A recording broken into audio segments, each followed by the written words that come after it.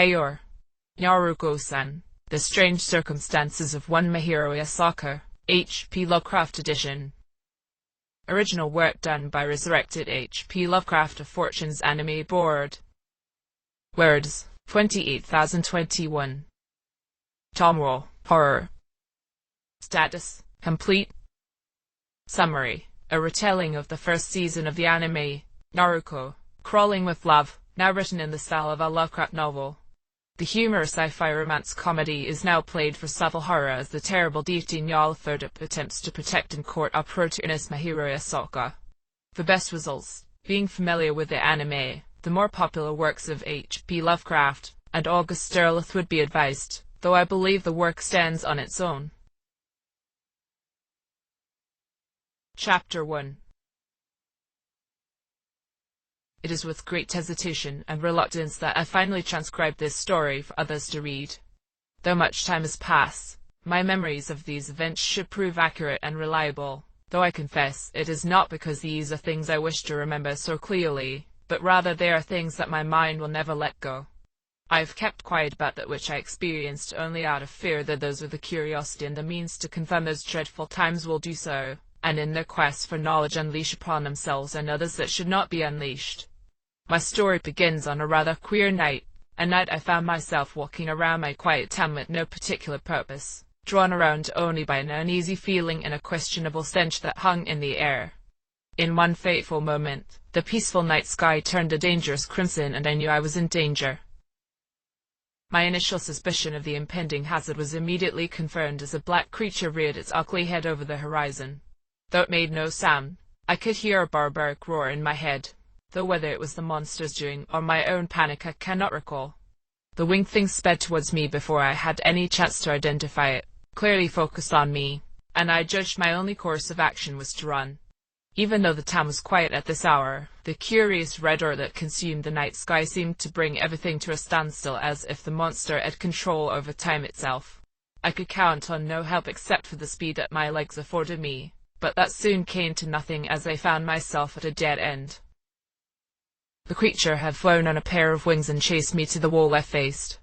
Under normal circumstances I would not dare to peer at such a monster, but out of fear and the desire to learn of my attacker, I looked over my shoulder and was immediately taken aback. I fell against the wall that hindered any further flight, and stared down at the thing mouth agape. It was humanoid, but sported two membranous wings, queerly turned horns and a tail. Its powerful-looking body was completely black, looking less tough and more rubbery as it shone brightly, reflecting the red sky. Its most frightful feature, however, was not what the creature possessed, it was what it lacked, as atop its black, horned head the monster was faceless, until a large, side-turned mouth opened revealing a row of teeth that stretched across the cursed monster's supposed face.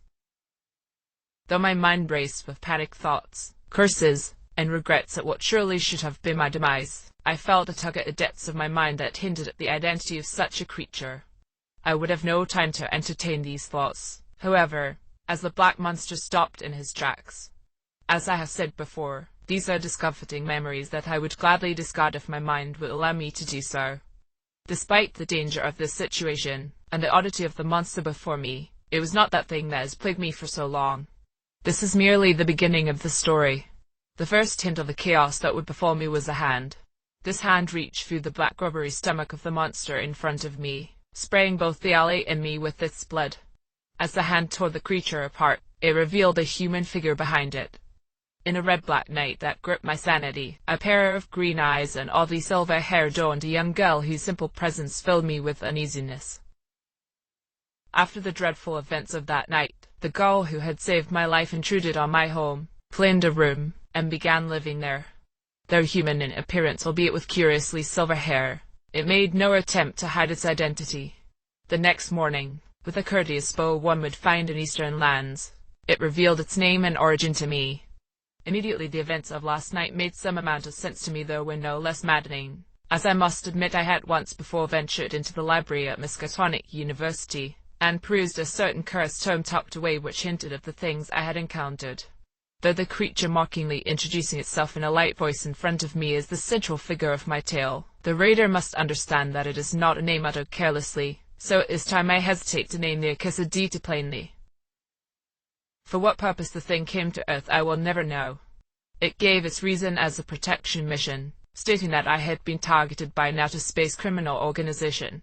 I didn't believe that could be possible, but it was a matter of fact that the black-winged monstrosity targeted me the night prior, which seemed to confirm its story. The creature was identified as a Nightgoan, a monster I had basic knowledge of only through the written whispers of the mad Arab himself. Whatever the reasons for their arrival, I knew I had found myself in the middle of a frightening situation, but could do nothing but observe. My first observation of the girl-like being was its obsession with our culture. It particularly fancied our entertainment, as it exclaimed in a local shop, and made a large purchase of related goods. Though it insisted that it was a harmless interest that had spread through the cosmos, I noted that it seemed more like an obsession. Specifically, the thing's furious curiosity for human reproduction was downright unsettling. At this point I would like to reveal to the reader the strongest source of my uneasiness. Though I do not wish to state the identity of the creature, it should be obvious that it is not the girl that it appeared to be. A being of power as it was could take any form it wished, and it seemed to take the appearance of a schoolgirl of my age for my sake. Though it may have done so to save me from the madness, its later claims hinted that it had acted as such in order to attract me. The creature, which plainly admitted to knowing much about me before its arrival, acted clingy and flirtatious nearly at all times. As a man, I understood the intentions, but as a human being, I understood the danger. Perhaps had I not seen or tear that winged thing apart, perhaps had it not so frankly introduced itself, I would have fallen victim to mind control of romance before I had an opportunity to steel myself. It should be known that despite the mere presence of such a being, the attacks of the hunter Nightgaunts did not cease. As it revealed to me, it seemed as if they were targeting me, though why they would act in such a way I could not know. What was more horrifying than the whole things was the way my protector dealt with them. It claimed to be well versed in martial arts, hailing it as a brand of close-quarters combat suitable for extraterrestrials. As its brutal attacks contained no grace or elegance, only power meant to dirty the ground with great pools of a substance similar to blood, I understood how the information it volunteered tended to mock rather than inform. Had a human claimed ownership of a martial art and then displayed such barbaric movements, I would surely have been put off by the poor joke. Instead, when this thing did it, the light it made such of a vulgar display only served to drain me. Another unsettling note of the behavior of this creature was its intention to blend in with society. 2 days after our initial encounter, I left my home for school with a sigh of relief, as it was the first time I was able to separate myself from the thing since its arrival. Instead, as I lay on my desk, basking in the common aura around me, my teacher announced the entrance of a new student. How horrified I must have looked to my classmates as the silver-haired girl figure pranced in front of the room, mocking our inferiority with its self-introduction. I will never know. Unbeknownst to the faculty and students, our school had been invaded by something that should not exist, something so malignant, something with intentions we could possibly not understand, and it boldly claimed to act in such a manner for my sake. In this short period of time I must stress that a thing that claimed to be my companion made no attempt to conceal its otherworldliness, even for my sake which it claimed to have arrived for. An example of this would be the handmade lunch it had made for me, forcing me to eat by convincing my classmates that it had crafted their lunch with romantic intentions. The chew meat masquerading as chicken sickened me despite its decent taste, and the thing would refuse to identify its origins and only insisted that it would not harm me. Furthermore, it once again mocked me by declaring its intentions to feed me things I had only heard about from that nefarious book. It plainly named species such as the pakced and liger, and even nonchalantly dared to feed me the meat of the old Nyarlathotep, that great toad-like thing I wouldn't otherwise dare think about. Under the leering gaze of my fellow students I could not bring myself to heave the meat it had already fed me, but how could I ever eat what this monster produced ever again? At the end of the night, as I tried relaxing in the bath, perhaps my final place of solitude, the creature sporting a naked girl's body intruded upon me once more. It is at this point that I cannot claim to be completely sane any longer. For in the bathroom both clad in nothing, I shared such a small space with the outer god, the crawling chaos Nyarlathotep. Why this singular messenger who once gathered legions under the guise of an Egyptian pharaoh now stared at me like a hungry predator in my own home was a reason I could not fathom. Oh, if only I had not read that cursed Economicon, the insane ramblings of Abdul Hazard, If only I could have been ignorant of the danger right before my eyes. In my horror, Nyarlathotep spoke of its desire to combine our bodies as the Adam and Eve of a new generation. Perhaps its intention truly was to create a new, unfathomable species in combination of our races. Great God!